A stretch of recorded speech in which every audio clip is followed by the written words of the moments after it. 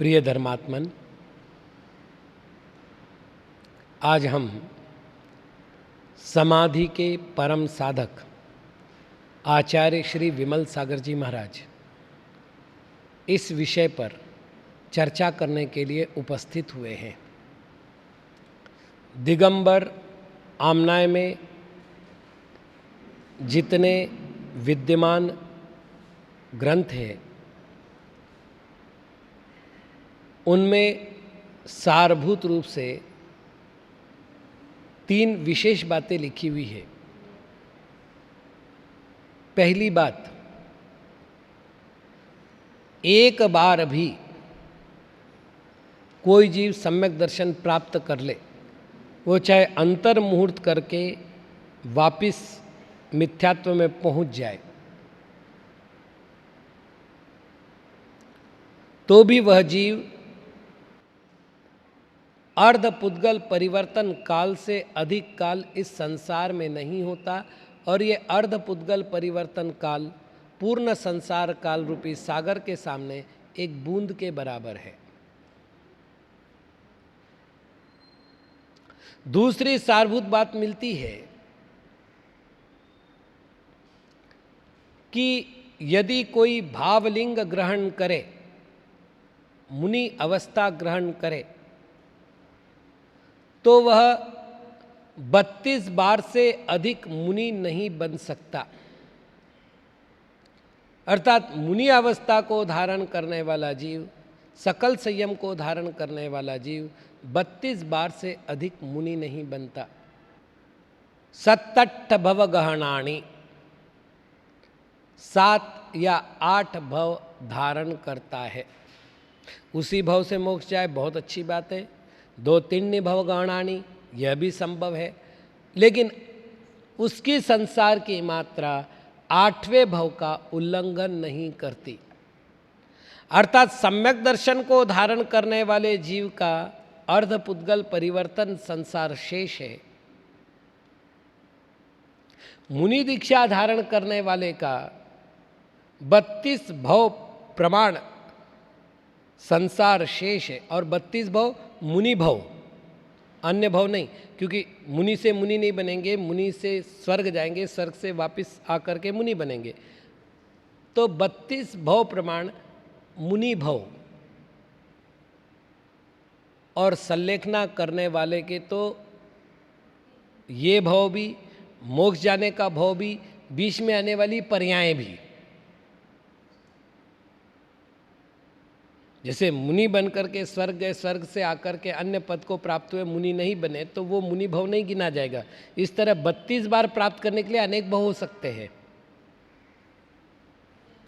लेकिन संलेखना करने वाला जिस भव में संलेखना करता उसके बाद 7वें या 8वें भव में नियम से मोक्ष जाता है। इतना अल्पकाल संलेखना का रहता है। वर्तमान में क्षायुषमिक सम्यक दर्शन की बहुलता वाले जीव हैं। सराग चारित्र को धारण करके वो आत्म साधना कर रहे हैं और उनके द्वारा यदि समाधि साधी जाती है तो वह अति निकट भव में मोक्ष जा सकते हैं। इस तथ्य के ज्ञाता जन दीक्षा काल से ही समाधि का अभ्यास शुरू करते हैं। समाधि का संकल्प 12 वर्ष पहले हो सकता है, क्योंकि भक्त प्रत्याख्यान मरण का काल, उत्कृष्ट काल 12 वर्षों का है। लेकिन समाधि का अभ्यास दीक्षा काल से प्रारंभ होता है। साधुओं के 6 काल है। पहला दीक्षा काल, दूसरा शिक्षा काल, तीसरा गणपोषण काल, चौथा आत्मसंस्कार काल, 5वां संलेखना काल और 6ठा उत्तमार्थ काल। तो दीक्षा काल से अभ्यास प्रारंभ होता है और वो आत्म संस्कार पर्यंत अभ्यास होता है। जैसे ही संलेखना काल में प्रवेश करते वो अभ्यास संकल्प हो जाता है और प्रयत्न हो जाता है, और उत्तमार्थ काल में उसकी सिद्धि होती है। समाधि की आवश्यकता क्यों है, अगर इसे समझना है तो थोड़ा भगवती आराधना का एक प्रकरण देखना पड़ेगा। भगवती आराधना में कहा कि मुख्य रूप से 4 आराधनाएं हैं: दर्शन आराधना, ज्ञान आराधना, चारित्र आराधना और तप आराधना। ये चारों ही आराधनाओं के 5-5 अवस्था विशेष है। पहला उद्योतन, दूसरा उद्यवन, तीसरा निर्वहन, चौथा साधन और 5वां निस्तरण।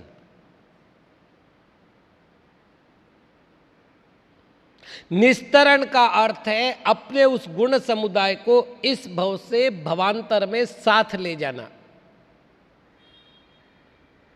चारित्र तो भव से भवांतर में साथ नहीं जाता, लेकिन चारित्र के संस्कार, चारित्र की भावना जाती है।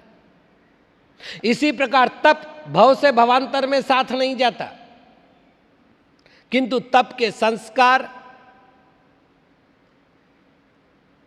अगले भव तक साथ जाते हैं। तप की भावना अगले भव तक साथ जाती है। तो संस्कार और भावना के रूप से 2 का निस्तरण होता है, और ज्ञान दर्शन तो साथ में भी जाते हैं।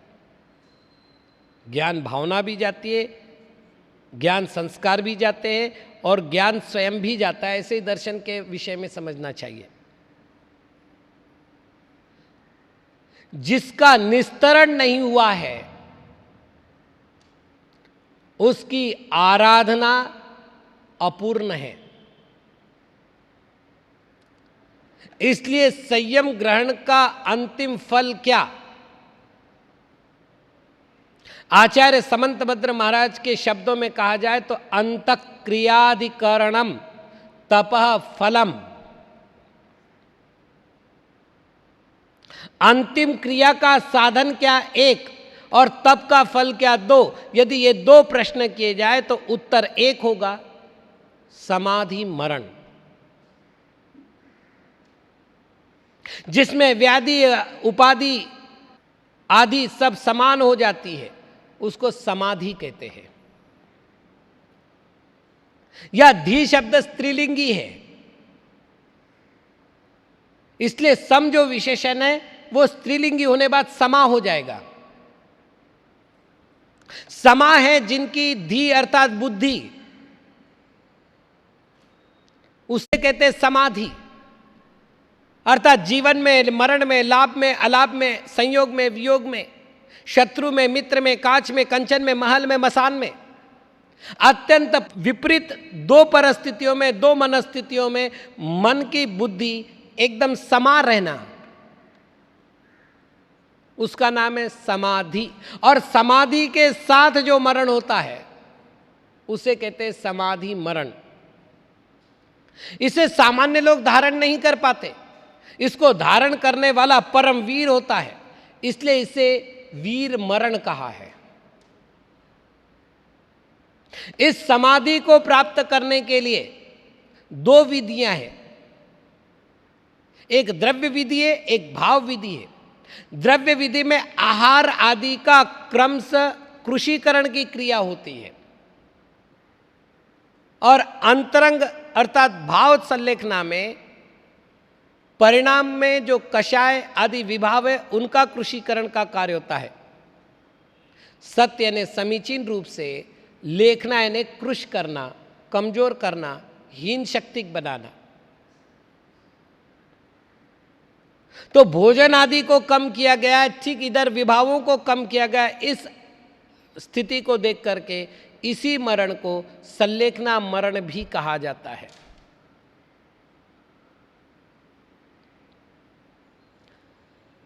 कहने का तात्पर्य यह है कि संलेखना नियम से मोक्ष प्रदायिनी है।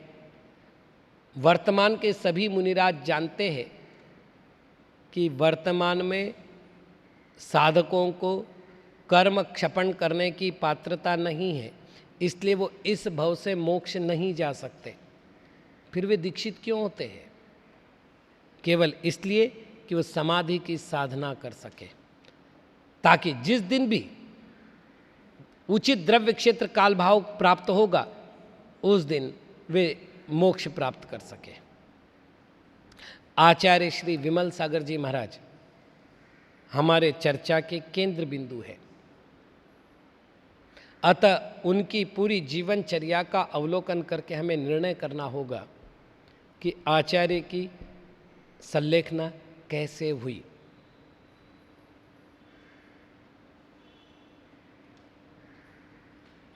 संलेखना के लिए अनिवार्य क्या क्या है? क्रमांक 1, वह विरक्त चेता होना चाहिए। आचार्य महाराज महाव्रती थे और व्रती नियम से विरक्त चेता होता है। दूसरा, आत्म भावना से संपन्न होना चाहिए। आचार्य महाराज ने अपने जीवन काल में अपने आत्मा को सुदृढ़ बनाने के लिए पर निमित्तों से विविक्त निरपेक्ष शुद्ध आत्मा की निरंतर भावनाएं भाई है। जब से संलेखना का संकल्प किया जाता है, विधि पूर्वक आहार को क्रमशः छोड़ा जाता है। आचार्य श्री ने अपने जीवन के अंत को निकट देख करके विधि पूर्वक अपने अन्न को कम किया है। बहुत से लोगों ने बहुत से प्रश्न किए, उसमें से एक प्रश्न था, क्या उन्होंने 12 साल पूर्व अपनी समाधि की घोषणा की थी? घोषणा क्या अनिवार्य है? ये प्रति प्रश्न के रूप में किया जा सकता है, क्योंकि एक सामान्य मुनिराज अथवा स्थवीर गणधर प्रवर्तक अपने आचार्य के निकट जाकर के संलेखना ग्रहण कर लेते हैं, इसलिए समाज में संघ में ज्ञात हो जाता है। किंतु वर्तमान में परगणचर्या नाम का संलेखना का एक अंग नहीं है, मतलब आचरण की पद्धति में अवशिष्ट नहीं है। इसलिए वर्तमान के आचार्य स्वसंग में रह के ही संलेखना का अभ्यास और संकल्प पूर्वक प्रयत्न करते हैं। वही आचार्य श्री ने किया। घोषित रूप से उन्होंने किसी को नहीं कहा इसका अर्थ संलेखना नहीं ली, ये तो नहीं हो सकता, क्योंकि जब सोनागिरी से शिखर जी की ओर विहार हुआ तब आचार्य श्री ने कहा था, मेरी एक इच्छा है कि सम्य शिखर निर्वाण क्षेत्र है, शाश्वत निर्वाण भूमि है, मेरा भी यह देह उसी स्थान पर छूटे और मैं इसीलिए उधर गमन कर रहा हूँ। ये संकेत ही पर्याप्त है कि वो अपने संलेखना के प्रति संकल्पबद्ध हो चुके थे। सम्य शिखर में जाने के बाद अनेक वर्ष उन्होंने वहाँ अपना निवास किया, अपनी साधना की। आचार्य परमेष्ठी के लिए एक अनिवार्य कार्य होता है, वो होता है अपना पद अपने सुयोग्य शिष्य को देकर उसे संघ का भार सौंप दिया जाए। जिन्होंने आचार्य श्री के जीवन को देखा है वो भली भांति जानते हैं कि संघ नायक होते हुए भी संघ का भार, संघ की कार्य व्यवस्था, वो चाहे प्रवचन हो, समाज के लोगों से किसी कार्य संबंधित विशेष वार्तालाप हो, ये सारी जवाबदारियां आरिका स्याद्वादमती माता जी और उपाध्याय प्रवर श्री भरत सागर महाराज को सौंपी हुई थी। वो जवाबदारियां पहले से ही दी हुई थी, फिर भी प्रायश्चित दान, दीक्षा दान आदि जो कर्तव्य आचार्य श्री के मूलगुण स्वरूप थे, आवश्यक स्वरूप थे, उन्होंने जब देखा कि अब मेरा शरीर इन सब कार्यों के लिए सहयोगी नहीं बन सकता, अब मुझे इस शरीर का उपयोग अपनी योगाग्नि को प्रखर करने के लिए करना चाहिए, प्रत्यक्षदर्शियों ने कहा कि सुबह जब गंधोदक दिया गया आचार्य श्री के हाथ में 3 दिन पूर्व, तो आचार्य श्री ने वो गंधोदक भरत सागर जी के सिर पर डाला और ये कहा कि आज के बाद संग आप संभाल लीजिएगा। जिस व्यक्ति में निमित्त ज्ञान हो, वो व्यक्ति निमित्तों के द्वारा अपनी ही मृत्यु को ना पहचाने, ऐसा अज्ञानी कैसे हो सकता है? तो आचार्य श्री को यह बोध हो चुका था कि अब मेरा नश्वर शरीर बहुत दिन तक नहीं रहना है, तो उन्होंने अपना पदभार अपने शिष्य को, और एक बात और है कि भरत सागर जी के ऊपर जो विश्वास पहले दिन से था,